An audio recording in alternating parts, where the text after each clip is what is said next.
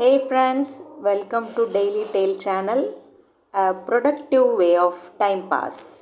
Day 2 வீடியோவில் நாம் இன்னைக்கு பார்க்க போகிற ரெண்டு words resilient and its opposite word vulnerable. resilient அப்படின்னா எவ்வளவு பெரிய இக்கட்டான சூழ்நிலை வந்தாலும் அதிலிருந்து மீண்டு வரும் தன்மை. vulnerable அப்படின்னா எளிதில் பாதிப்பு அடையக்கூடிய தன்மை ஆர் பலவீனமான தன்மை.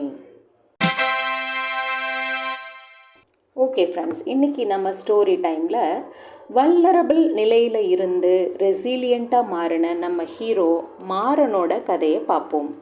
மாறன் தன் பல வருட உழைப்பை முதலீடு செய்து ஒரு புதிய துணிக்கடையை தொடங்கினான். துரதிருஷ்டவசமாக கடை திறந்த சில மாதங்கள்லேயே ஒரு பெரிய ஃபயர் ஆக்சிடெண்ட்ங்க.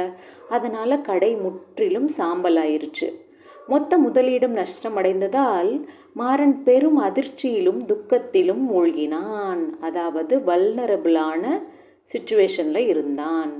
ஆனால் அவன் தன் தோல்வியை நினைத்து முடங்கி விடாமல் மீண்டும் பூஜ்ஜியத்திலிருந்து தொடங்க முடிவு செய்தான்.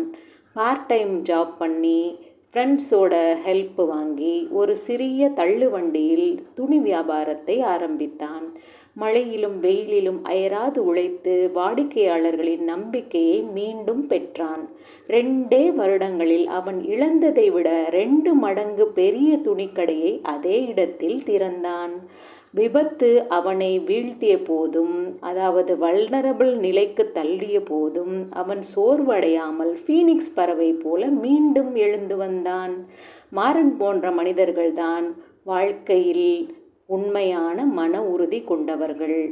எவ்வளவு பெரிய வீழ்ச்சி வந்தாலும் அதிலிருந்து மீண்டு வந்து சாதிப்பதே உண்மையான வலிமை, ரெசிலியன்ட் பவர். ஓகே ஃப்ரெண்ட்ஸ், இன்றைக்கி நீங்கள் எனக்கு பண்ண வேண்டியது, நீங்கள் ரெசிலியண்ட்டாக இருந்த சூழ்நிலை மற்றும் வல்னரபிளாக உணர்ந்த சூழ்நிலை ரெண்டுமே எனக்கு கமெண்ட்டில் சொல்லுங்கள். மீண்டும் நாளைக்கு பார்க்கலாம். நாளைக்கு 2 புது வேர்ட்ஸ், புது ஸ்டோரிஸ். பாய்.